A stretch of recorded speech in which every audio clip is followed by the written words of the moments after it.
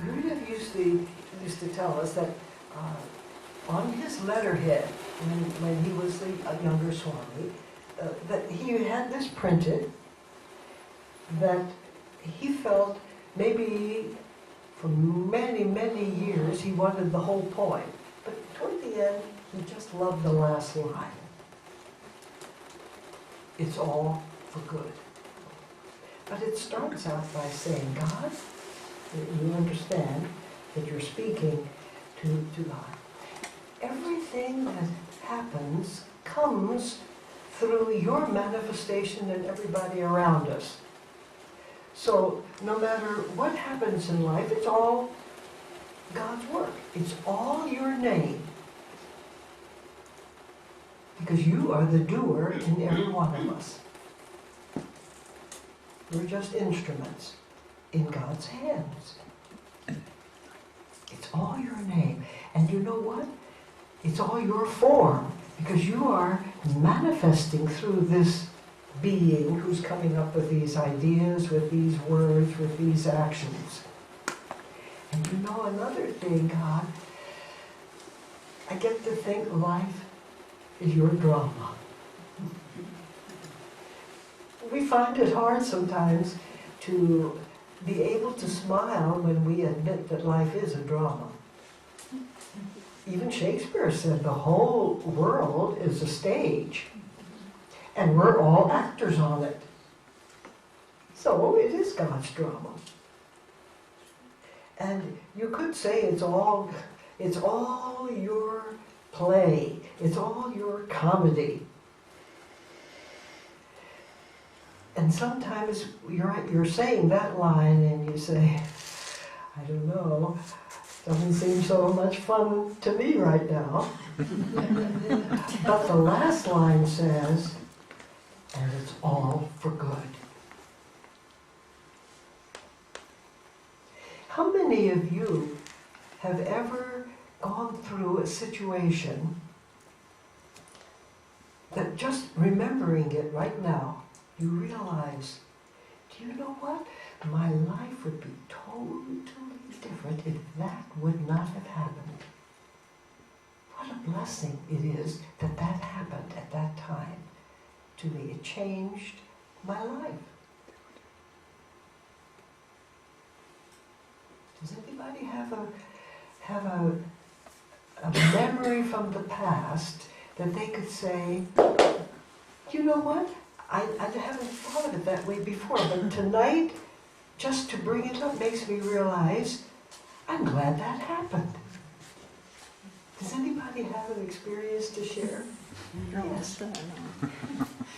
I had a serious lung infection in the year 2000, and I wasn't able to drive to Estepona, which is like 10 kilometers from Duquesa Port. I parked in Duquesa Port. I went to a restaurant. I happened to be 3 months before with friends. That restaurant was open for last day because the deeds were handed over to a new owner. And the owner I saw the second time in my life was my future husband. His father. Because I had lung infection. Isn't that, it's fantastic, isn't it? Someone else had their hand up. That they would say, yes. I was made redundant 7 or 8 years ago, and as a result I got a big payoff, and then I dedicated to my own businesses, which I had ignored. I didn't have to work anymore. So it was actually the best thing that happened to me. See? Nalanie had her hand up. Oh, I had so many, and they know all my stories. Lakshmi. If I hadn't attended Melanie's class all those years ago, 20 odd years ago, I would never have met our master, who has changed my life, so I'm really blessed. And I've met you. That's it. You know, that is something so.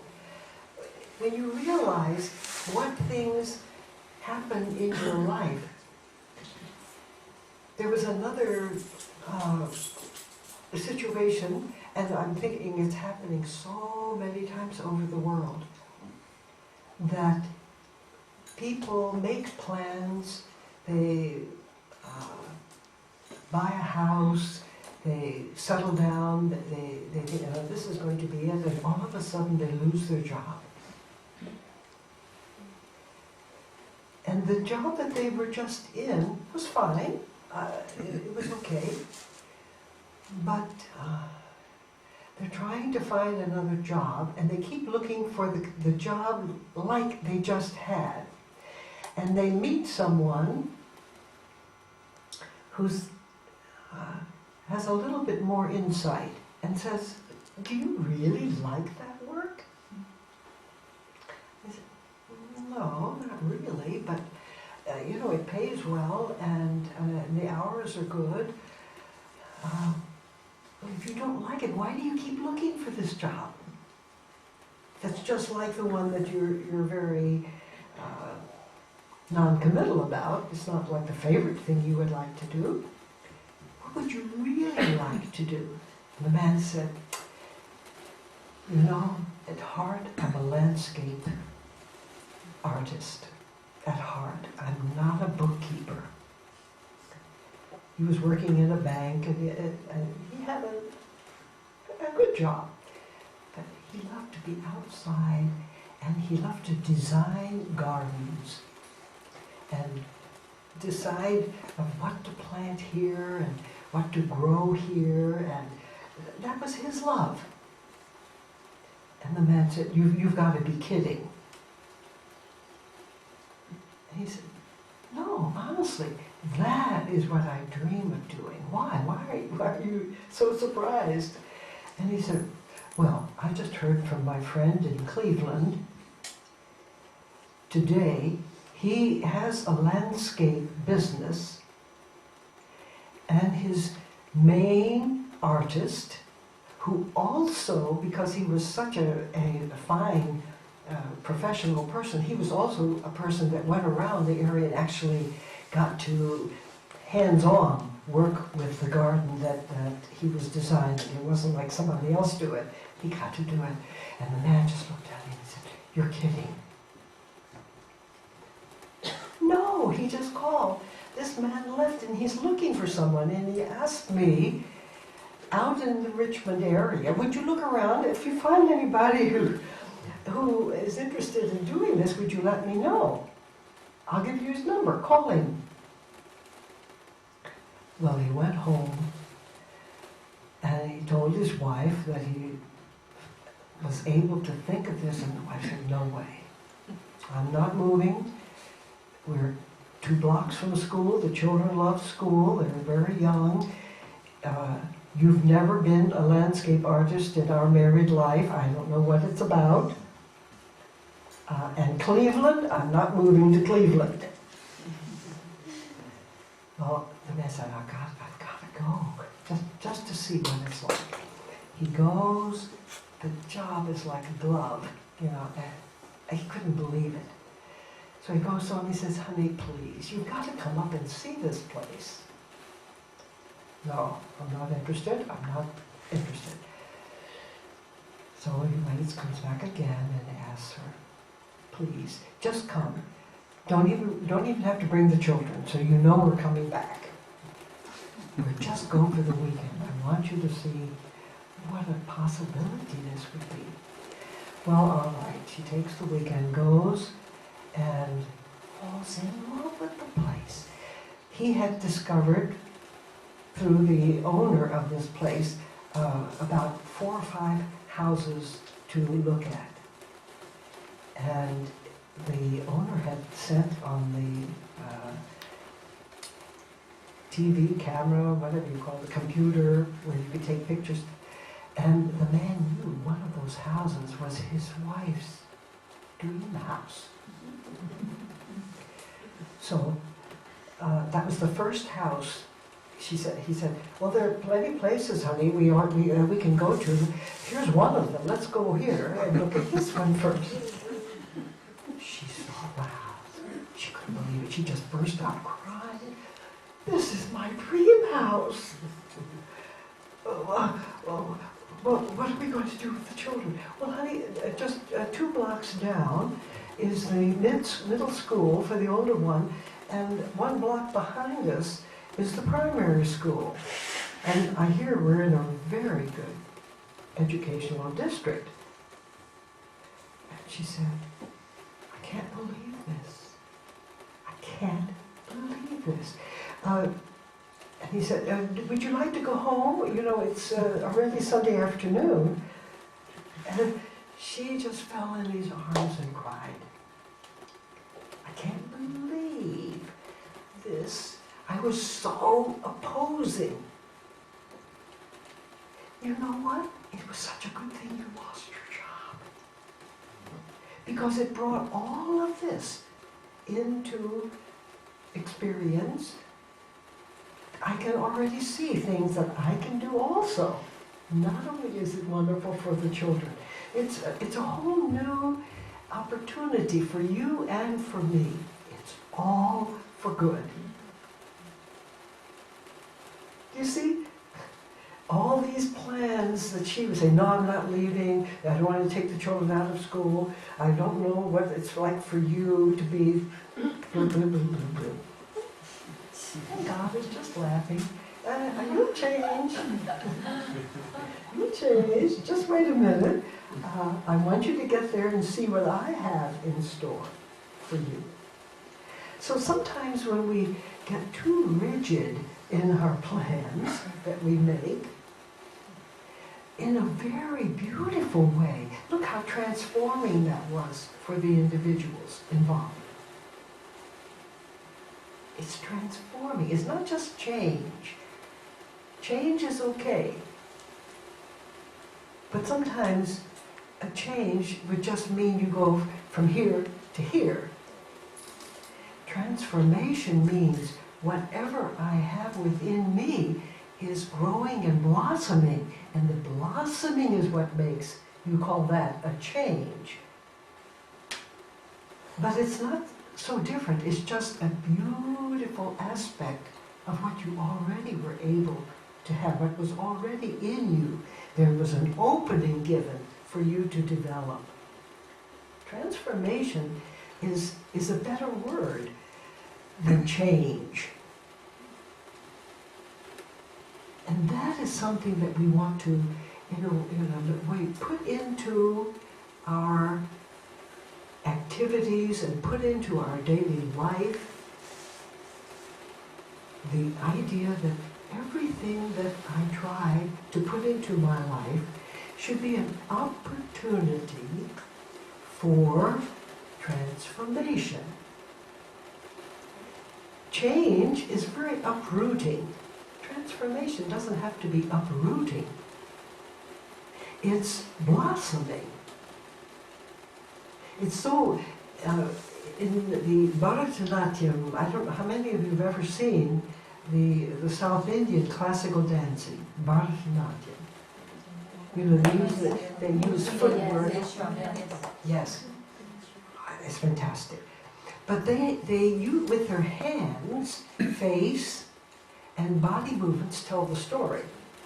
And you have to know, it's like sign language. You have to know what they do with their hands. What are they symbolizing? You know, if they do this, they're talking about the person's eyes, how beautiful are their eyes. Well, if you see somebody on the stage doing this, you may think it has something to do with the eye, but what's the point? The eye is in a very, very prominent part of a story. How an eye, a gaze, or something can lead you somewhere. And so the language is so beautiful. Now, to see someone who really can do that with their hands, they have the hand coming together, and it's like a bud. And they're talking to you about the lotus flower. And the lotus flower represents the spiritual life within you, opening up.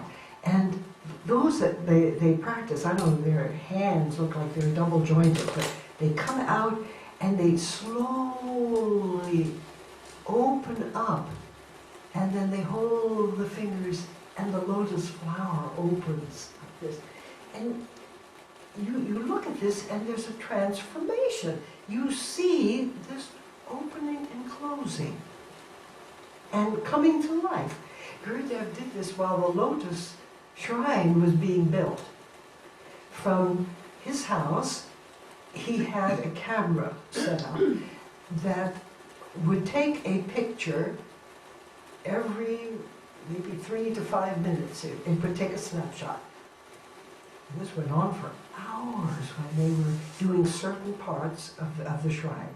And then you look at it and it comes back to you like a movie. It's moving, and you see the shrine coming up. You know, when they were putting the colored tiles on, you could see coming from the bottom, just coming up, the colors changing and the petal getting covered. It's amazing what that brings about. And that's not change, do you see? It's transformation. The foundation is already there. And you see the enrichment of that experience is bringing you to a new level of awareness. That's what the spiritual life is all about. And when we try to stay in the same place, we feel, I'm okay, you're okay, let's just keep on the way we are. Again, God laughs. That's not a divine plan. You have to go through many, many transformations before you are able to be an instrument in God's hands. Because you know, so often people, when they make these plans that God can laugh at, God is not making fun of you in a sense, and that was ridiculous. Why do you even think? He made us thinking creatures. What is the reason why things don't happen? Because we put ourselves in as the doer. That's the problem. I'm the doer. I'm not just the planner, I'm the one that's behind all of this. And that's when God gets to laugh. Did you have the story told you about the broomstick? Have you told the No, broomstick? they haven't. Gurudev told them, but I haven't told this group. No. You haven't told They this don't group. know this story. This is one of those situations. Gurudev was invited to give a talk in a big hall, and some of the young, 2 of the young men said, oh, we'll go in and really clean it up and fix it, because people sat on the floor with like carpeting in strips, and they sit on the floor. So these young men said, no, we'll really mop up the floor and sweep it and take care of it, really make it beautiful. So they were at it for hours. It was a big hall, cement floor. And Gurudev said it was about 5, 6 o'clock. He came around to see what is it, how is it going. So he came in, and the young men were, they were just, Gurudev is coming to look at our work, what we did. And so he came in and he said, it looks very nice. My goodness, you really made a good job of cleaning the floor. Yes, sir. We both look at, we were all dusty and everything. It was really a good thing that we came to clean. And it took us almost all day. We really worked at this. It was, well, we're happy to do it because that was our job. And all of a sudden, you hear some giggling going on. Like, who else is here? And the young man said, I don't know, we don't hear any. There's nobody else in the room. So Gurudev went back to talking about what a good job they did, and they were just going on about, it was really hard too, we were just pushing and cleaning up, and I mean, look at our hands, you know, we really have to do. And then they hear some laughing again. So and I said, where's this coming from? So they're walking around and they get to the little corner stack thing there, and he sees 2 big brooms. And he said, are you laughing? Are you the ones that were laughing? And the broom said, what else can we do, sir? I mean, it's very difficult not to laugh. Look at us. We are all covered with these little fuzzy things with all the, we swept this whole floor. And here these people are saying, we cleaned the room. They have this a little bit of dust flakes on their hands, but look at us.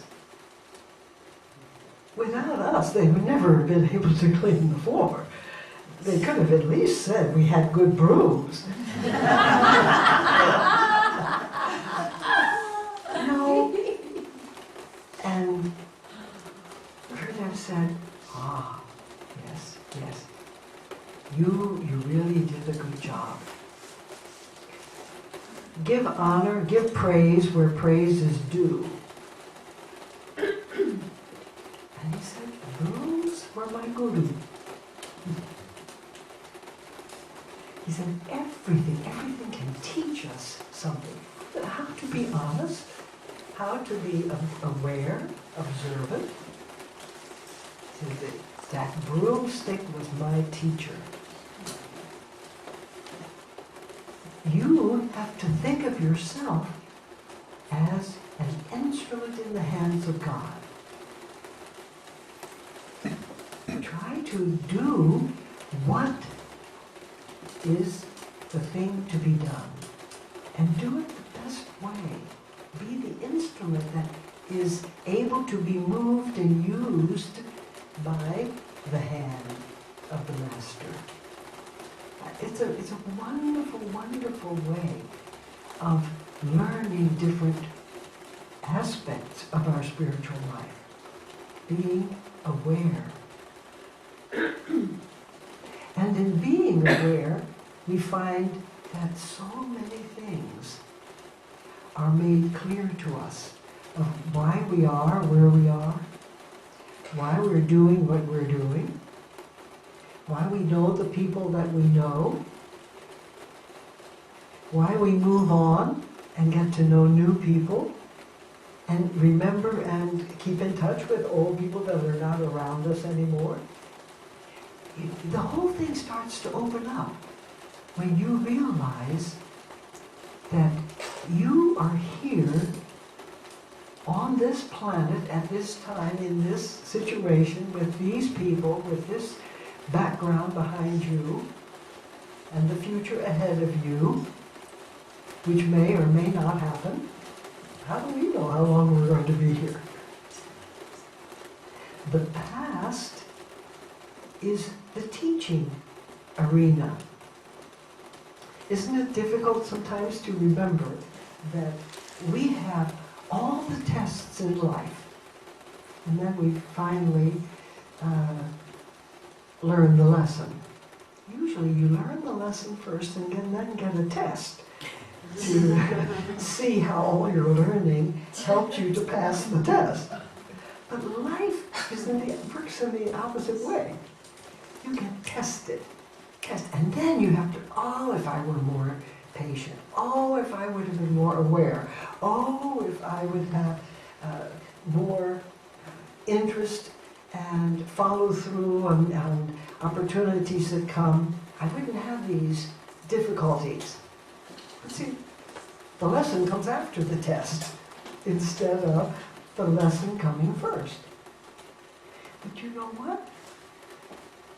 If we have to study all the time, you wouldn't like that either. You wouldn't like that either. Life would be a bore. We need the challenges. Because we sometimes don't even realize what are the gifts that we have. What are your hidden talents, you could call them? You've been given these talents to make you the kind of an instrument that God can use in this situation, that situation, and so on. No two of us are exactly alike. You have gifts and talents and skills that nobody in this creation has. They may have, by name, the same type of gifts and talents, but not exactly like you. Because you come from, well, I don't know, do you know what is it's a philosophy that includes reincarnation. You don't have to believe that. You can wait until you leave the body and you can say, God, is there such a thing as reincarnation? By that time you're going to have so much bliss, you're not going to worry about asking that question. But the thing is that we come with certain skills and certain gifts and talents. What about this little 3-year-old? You can look on YouTube, these pianists, and particularly in music, they're showing that. 3-year-old playing a Mozart sonata. Well, come on. They have pillows on the piano stool to have up, and they even have a pedal because the child is using a pedal, but they have the mechanism lifted so that the child can even push the pedal. 3, 5-year-olds. I mean, where did they get this? And they intuitively are going. They'll pick up a box of some kind and they'll hold it up and they start pulling something like a piece of wood or a ruler, and they're singing. They've done this before. They've done this before. And you give the instrument in their hands, and they go to a lesson, and they can actually do it. They can actually understand the lesson and do it. You pick it up and try. Yes, the 3-year-old is more ready for that experience than you are. How is that possible? They've done it before. And they're back again in this life, and all of a sudden that memory comes back and they pick it up and do something with it. Now, this to understand this, or to think that, oh yes, I remember, in one of my lives, you know, I must have been always an Egyptian princess, or an Egyptian high priest, or something. You never did any hard work with your hands. No. You were always of the royal family. This was back in the 70s. You know, that was the past life experience. You know, and it's so interesting that the truth of it is not negated. It's just like, isn't it something with our pride? How, if we're going to have a past life, it's got to be of the emperor or the queen, empress, or somebody, you know, who is the highest of occupations of that period. And maybe we were the beggar sitting on the dirt pile. Who knows? Whoever did a past life reading probably didn't want to hurt your feelings. So they didn't tell about that experience. But when we realized all the experiences that we've had in life, we are the culmination at this point, this existence, we are the culmination of all those experiences. And how happy we should be that we've had those experiences that have brought us to this experience in our life. Seekers after the truth. We're interested in being people who are making better use of this life. And the best use we can make of it is to know who we really are.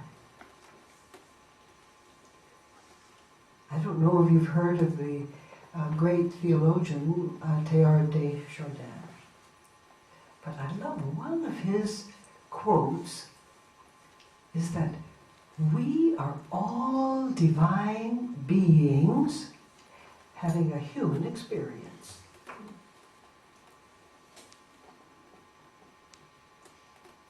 In the ancient Vedas, God says, I dwell in you as you. I'm the real you in you. When Gurudev was given the request by the students, Swamiji, you know, if we're going to stay in New York as an organization, we have to have a name for the organization. And he said, well, why not? Divine Life Society. No, Gurudev, not in the 60s. Divine Life Society would not take hold in New York. People are not so much looking for a divine life at this point. Oh, he said, well, think of the name. What would be a good name? And they all came with all kinds of ideas, and Gurudev said, you know what? I'm thinking, I. Why I? Let's call it Integral Yoga Institute. I. Why I? Why me? You know, an acronym, he loved acronyms. So, like Lotus is Light of Truth Universal Shrine. And everything about it is inspiring. And so, the big question of the yogic philosophy is to find out, who are you? Who am I? What a name to choose. And everybody thought, oh, that sounds interesting. They didn't get it right away, but wow. But then it started reverberating this beautiful question, I. Why I? Why me? Isn't this a fantastic choice that I got to be a part of this? What an honor that I have the opportunity to learn these teachings. It's very important. And when we are able to understand that whatever it is that we are given in this life to work out, all of it is preparing us for that final experience when there will be no more rebirths. We will have achieved the purpose for this existence. We will realize, I am.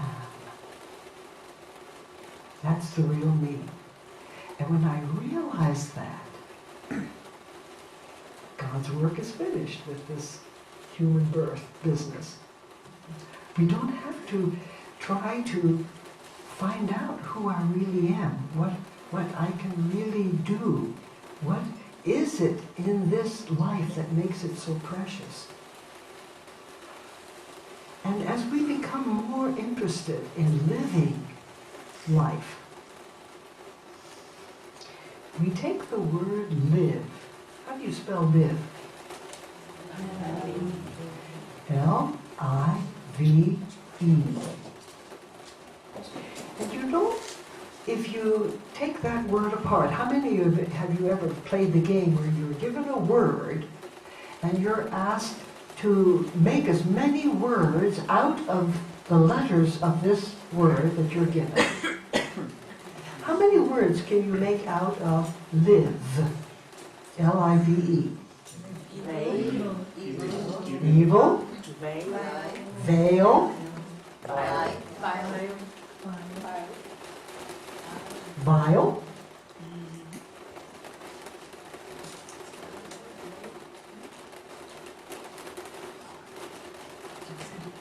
Every one of those is a pretty important part of understanding what it means to live and what we need to do to live happily. And if we're not happy, we're not expressing the divine in us. God is Mr. Happy. And so are we. We are happiness personified. Happiness personified. Bliss personified. And if we can't experience that happiness, that joy in life, we've really missed the main reason for this gift of being alive at this time.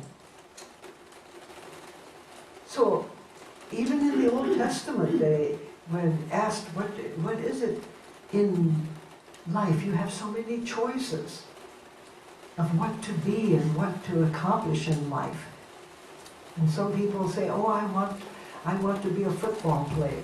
I want to be an architect. I want to be a doctor. I want to be an artist. I want to be a musician. I want to be a shoemaker. I want to be, you go down the line. And you know what is behind all of those? I want to be happy. I want to be happy. That's what's behind everything. Even the robber of the bank. Why did you think of doing something like that?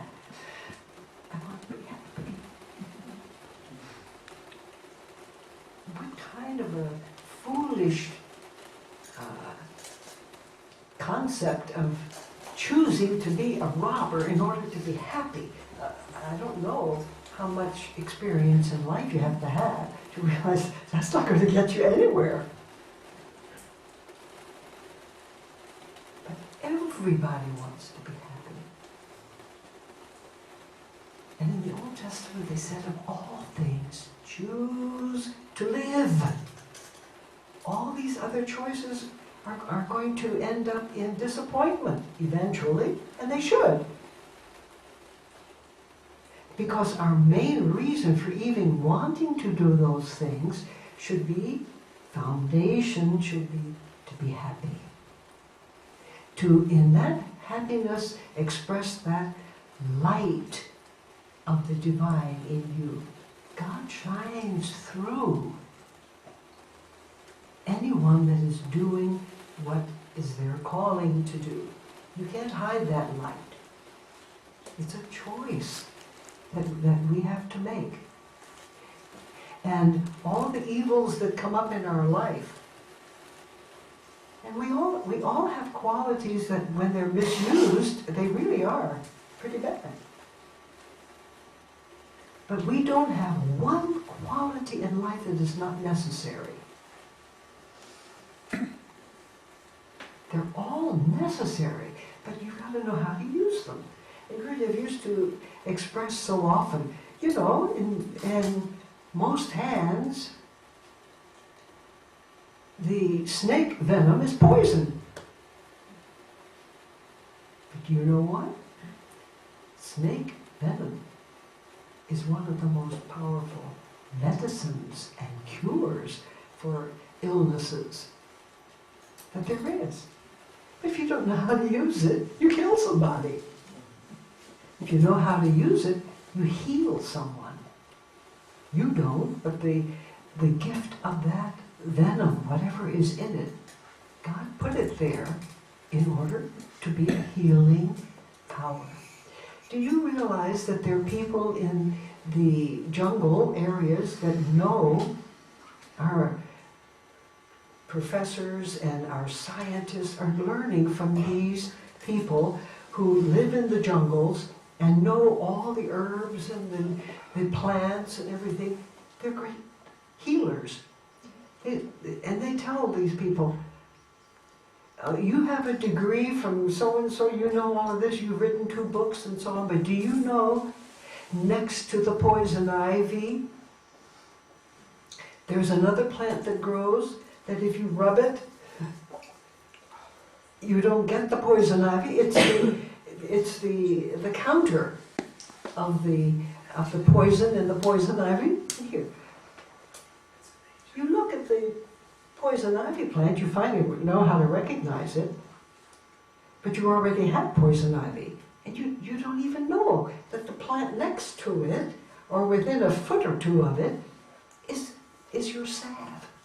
If you would rub that leaf, the poison ivy would not be able to go through your system and protect. And these old people who have studied the area around them, things open up, and it reveals to them what are the properties, how to use it. Use it dry, use it wet, cook it. Don't dare cook it. Use it just the way it is. You have to cut it, put it, and it has to be seasoned by such and such another plant that they know about. Next thing you know, you cut it and use it immediately, otherwise it's not beneficial. And these botanists go there with all their degrees and their mouth is hanging open. How did you learn that? How did you figure it out? Just imagine, these people are living in the middle of the jungle without all the opportunities that we have here, and they become masters of that particular knowledge, and they can share it with other people who are living in a totally different earth. It's really a marvel. So choose to live. Don't choose things that end up in spiritual death. How am I going to do that? Realize that the evils that show up, that we have to pass, are like veils. They're like veils. They hide from us what we could be doing and what we could be learning and developing in ourselves. And the first thing you do when you look at the word live, L-I-V-E,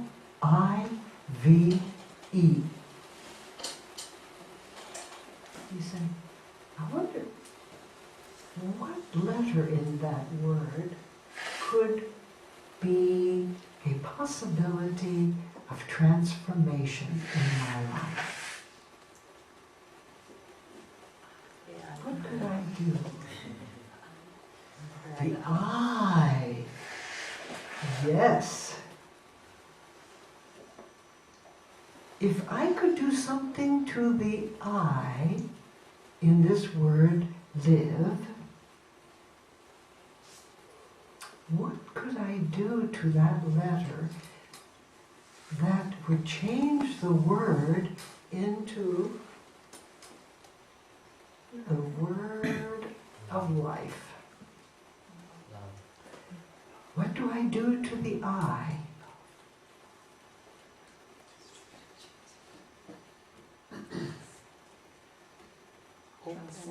Stretch it. What does it become? An O. And live becomes love. That's the transformation. in any plan that you make, be sure it includes a big amount of love. And if you just live, God will have many opportunities to laugh. Because that I is me, I, myself, mine. Those are all the expressions of the I. Exclusive. But when we begin to love, we begin to include. And the I becomes we, us, our, ours. And everybody's happy because it is inclusive. Love is the secret. How many of you, it's impossible that you don't know, you know the prayer, the Our Father, Mother prayer. And did you notice that the first two words, the first word is our. Did you notice that? Not my. We don't say, my Father, who art in heaven. We say, our. What does that mean?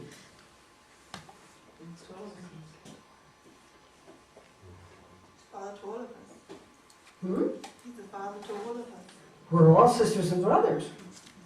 What about the animals in creation? Yeah, it's Brother Fox, isn't it? You know the prayer of St. Francis of Assisi? Brother Sun, Sister Moon, Brother Fox, Sister Water, Mother Earth. All creation is alive and is family, is part of that hour. And you think, oh my goodness, my immediate family is hard enough. To really grow and achieve and do everything. Even a nuclear family is enough to really live properly in that atmosphere. How is this possible to relate to all creation like that? Well, there has to be a secret if there's a responsibility, and the next word, Father, and Mother too, because the divine is both. Father, Mother. You can't have any life coming out of one without the other. So to recognize in that cosmic spirit the aspects of motherly love and fatherly responsibility and root come together and we have life. So in some contemporary translations of that prayer, they say, Our Father, Mother, who art in heaven. You want to put both together. Maybe you have said to a very dear friend, you're like a mother to me. You're like a father to me. What do you mean? You don't try to tell that friend of yours, you're my mother or you're my father. Why did you choose that word? How are they acting toward you that makes you choose that word? Nurturing, loving, protecting. They're loving you. They're showing you unconditional love. You feel that. They may not like what you do sometimes, but they absolutely love you. That's a given. And if they don't like what you're doing, they may say something, they may not, they just stay away for a while. It's unconditional love, and that's the secret. For us in this life to choose to do, to make plans in our life that are examples of loving each other and loving creation, all that is in creation. How do I do that? That's what life is all about. To learn how to give, to look out for the good of the other, the best that can be done. That's where our happiness is. And that is an understanding where God is not going to laugh. God is going to smile in that sense, figuratively speaking. Because when we really love each other, we are seeing the divine in each other, you see. It doesn't come if we just look at human qualities. They come and go, and sometimes when you use a certain quality, which of itself is something beautiful, but if we don't know how to use it, and we make a mess of it, it's not beautiful anymore, as manifested in that way. But when we love, we don't stop there. We go to the source, and God is the source, that indwelling spirit. And so, when we think of what is life all about, it's about the way in which we make choices, the way in which we plan. And the main ingredient in our plan is love. Looking out for the good of each other, looking out for the good of yourself. If you're healthy, you're able to help others, to be a support, to be an example. And you're able to give. And then instead of God laughing at some of our selfishness, some of our egoism, some of our way in which we segregate and make breaks between each other, we're making choices that express the divine in us. And that's why we're here. Does anyone else, in coming to a close, does anyone else have any question or anything to share from their own life that would... Just for your information. Oh.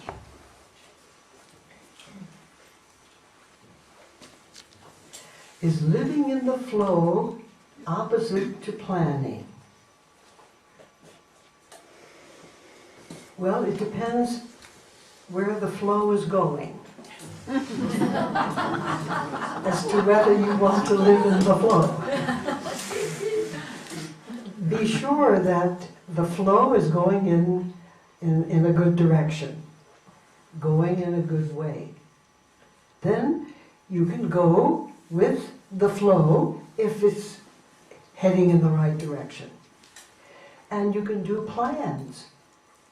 Planning, in its right sense, means I'm giving consideration to, is it fun thinking of this?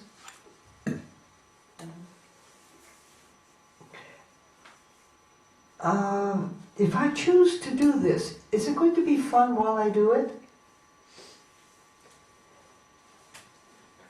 The third question is, after I do something like this, do I feel good? Am I happy I did it? Have you ever gone through the experience, or when you finished doing something that you thought you would enjoy, that it would be helpful, good, it would be really a nice thing to do, and you finished doing it and you think, why did I do that? You know? Those are the three real smart things to think about when you plan. Because you make your plans, and you should plan. Just don't be attached to the plan, you see? If it doesn't happen, okay, I'll have to do something else.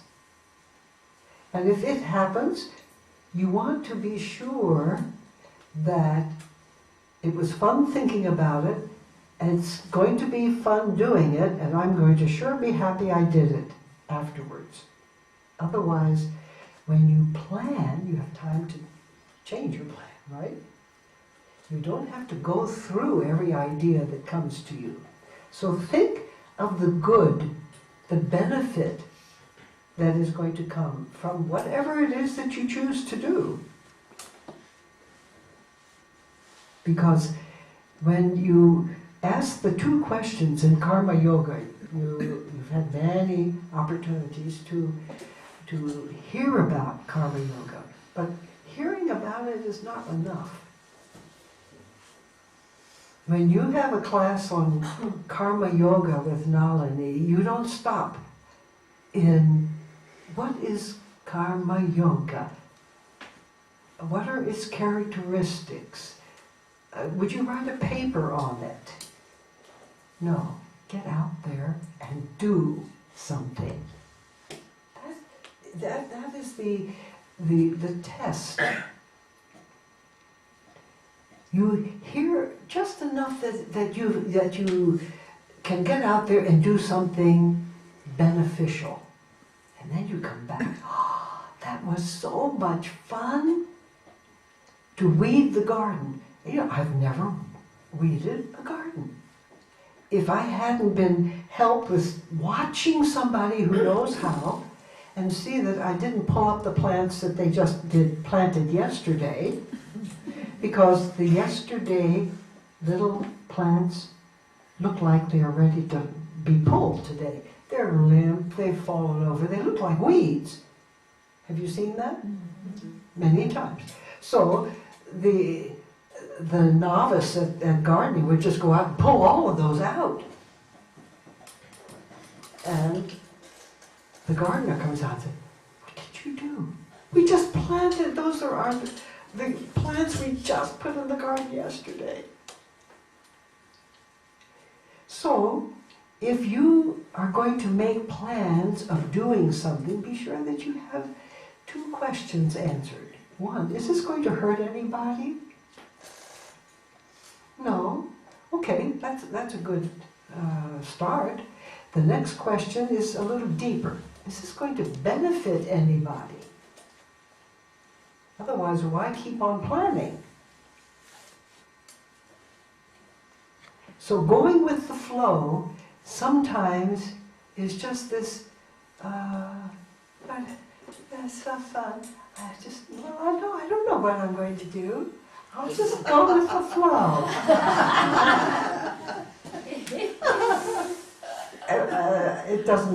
It doesn't inspire, really. And you usually get in trouble.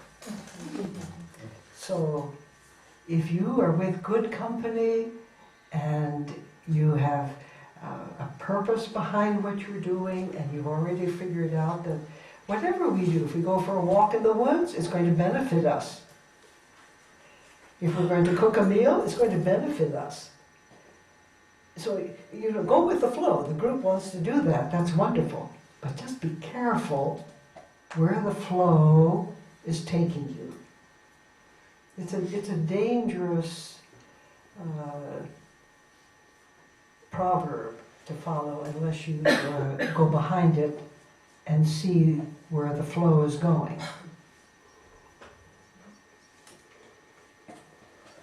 Any other? We do have a sharing on the topic. You make choices, and why don't you change? God doesn't have to laugh at every choice you make, maybe a few times, and after that you start changing your choices and making your plans a little better. Well, maybe some of you have plans that you know for sure God laughed at. You cried, but God laughed. And it created an inspiring change that was a real transformation in your life. And you went down a different path. you realize, I'm not the same. I've really transformed my life, my choices. Do any of you have any experiences like that to share? Yes. For years, we've lived here quite a long time, for years we've been trying to leave. We've nearly bought a place in Thailand, Portugal, Tenerife, and all the time we just kept being brought back to here, and this is where obviously we discovered the yoga, so I think it's meant to be. It's fantastic. That's fantastic, a beautiful example. And you realize that you are drawn. Have you ever felt it's not that your mind is choosing something, that there is an energy that is drawing you somewhere. And you go and you realize, how did this happen? That I was walking on the street, saw this sign, saw these people going somewhere, thought, well, I don't know, it looks like this is a pretty popular thing that's happening. I wonder what's going on. That's what some of the people in the 60s were saying about Gurudev's talks at the Universalist Church. They just saw people walking into the church before 7 o'clock. They didn't have any reason for being even on the block. They happened to be walking on that block. And they saw all these people, young people, their own age, walking into this church. I wonder where they're going. I think I'll go. I don't have anything else to do. They walk in. That was it. Gurudev's talks on Raja Yoga, answering questions, was exactly what they needed to hear. It was magical in their life. And they just went back and back and back, started taking hatha classes at the First Institute on 500 West End Avenue, where Gurudev was he answered the door, he answered the phone, he was the receptionist at this little table, which was the desk. He was the hatha teacher. You know, the others, they didn't know what to do. So they watched him being, in every way, the most gracious host, the perfect teacher, somebody with a sense of humor. At the same time, somebody that told them things that changed their life. And they learned from example. Albert Schweitzer said,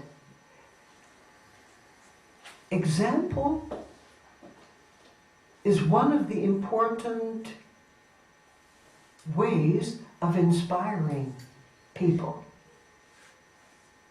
What do you say? I would say it's the only way to inspire someone. Give the example. So, what is an old saying for that? Walk your talk. Right? Do you see? Walk your talk. There's the story of St. Francis of Assisi that he was to give a talk. He and Brother Leo were walking down the road, and Francis was just looking. Everything was so beautiful. And he was so peaceful. And as he was walking down the road, there was the little church there, and in the grounds in front of the church, a whole group of people had gathered. They were all standing there, and Brother Leo is noticing, but said, Brother Francis is just walking along, so happy, smiling, peaceful. And when he passes the whole group, and he's pretty far down the road, Brother Leo goes and taps him on the shoulder, and he says, Brother Francis. Yes, Brother Leo. Brother Francis, we were supposed to have given a talk to those people back there, Did you forget? Oh, I already gave the talk.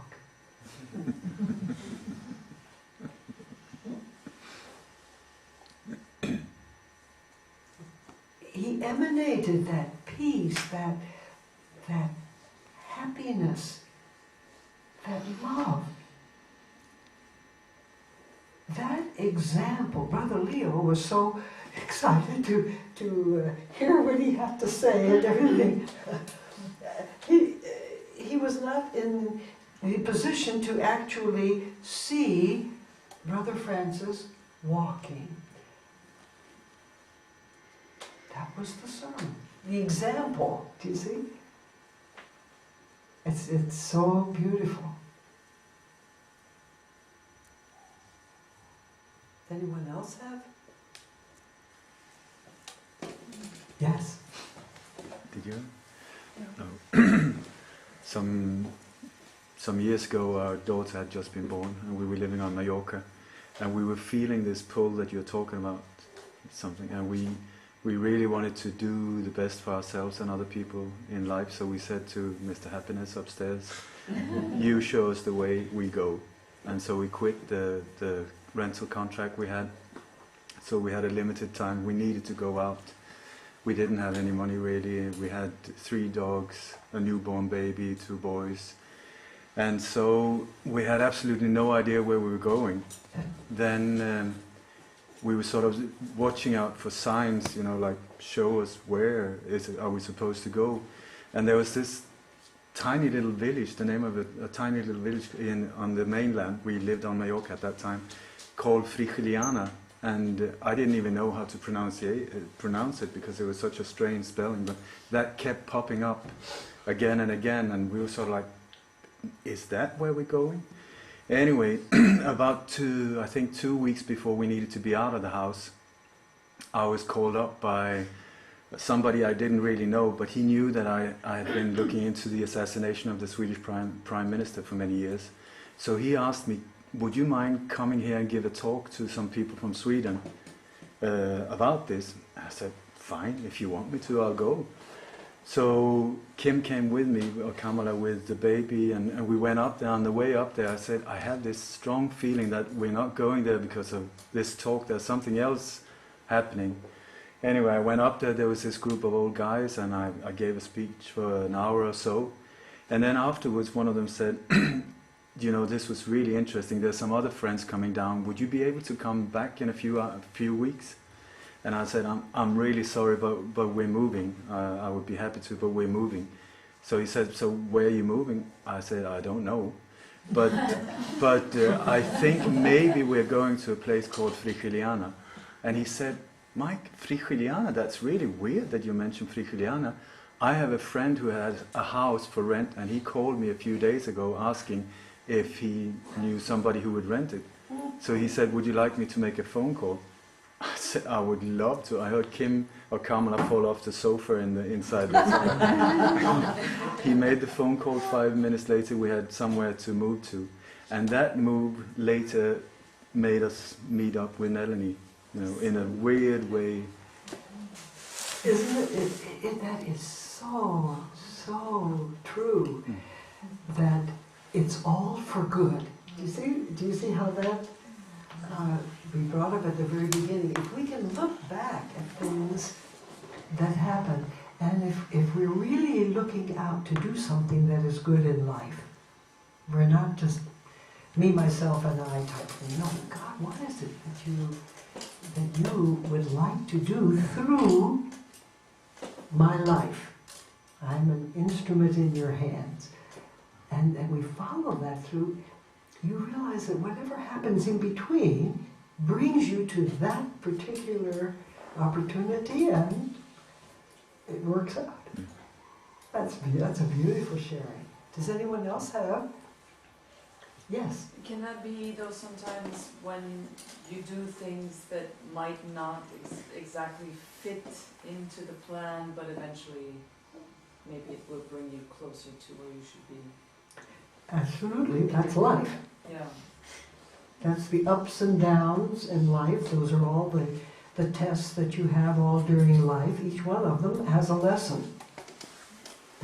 a truth that has to be experienced in your life so that it can help you to guide you.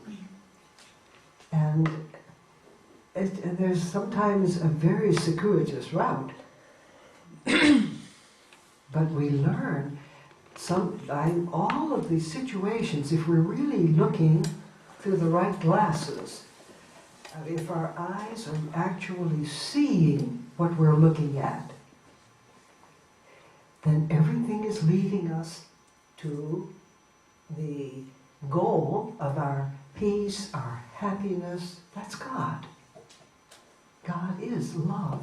God is peace. God is the culmination of everything that is in our hearts as our dream, as something that we really want. And you know, they say the dictionary is the only place where you will find the word success coming before work.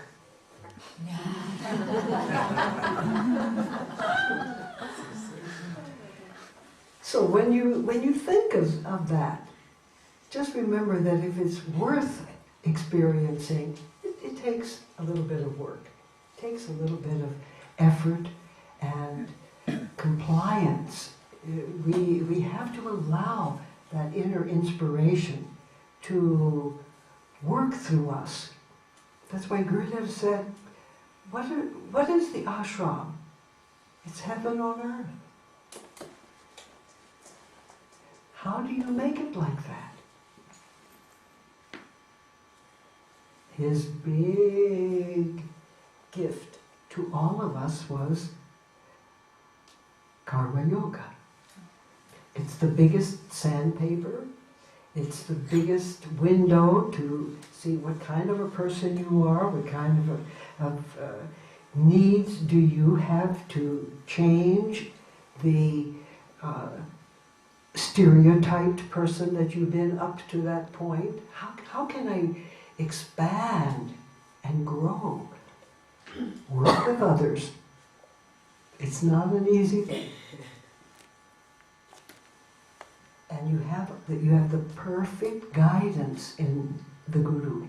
That is the teachings are there to really manifest your own conscience, because our conscience is alike. You realize that. We all have exactly the same conscience.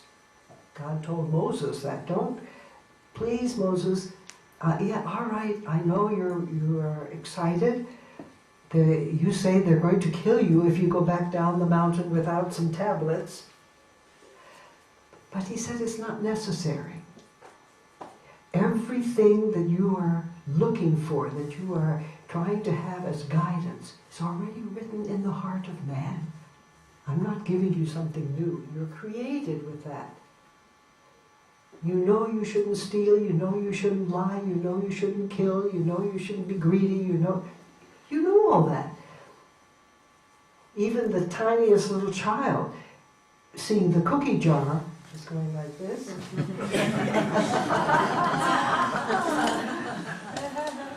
It knows that. It doesn't have to be, say, I told you this so many times. No. There's a joke with the little boy that this goes with, and the mother happens to walk in within a few minutes, and the little boy has 2 cookies in his hand.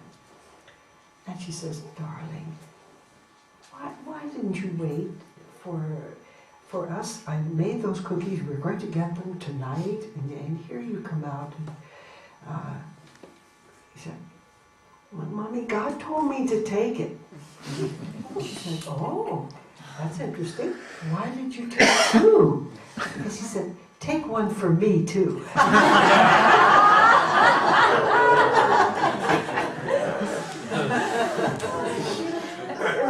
A little one already has the manipulations and the ways of figuring out.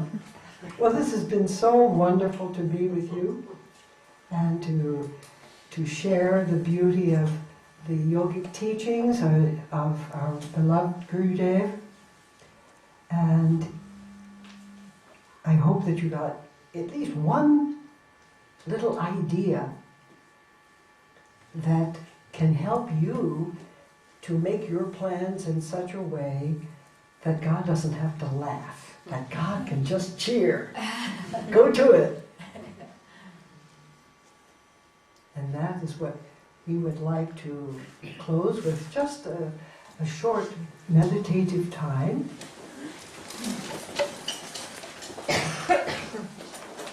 We'll do a little Om Shanti together.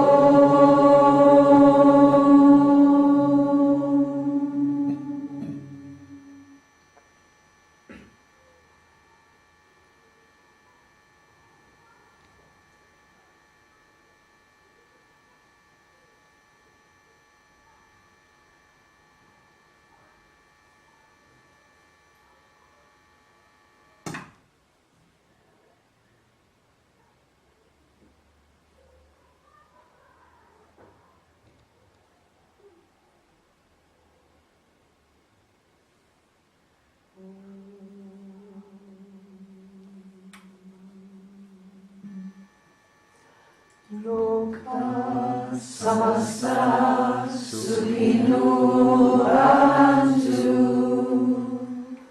May the entire universe be filled with peace and joy, love and light. May the light of truth overcome all darkness. Victory to that light. Jai Shri Satguru Satchidanandaji Maharaj Ki Jai. Jai, all our wonderful yogis from our Spanish community and our Gibraltar community that came. Thank you so much. Thank you, Mother. Thank you. Jai.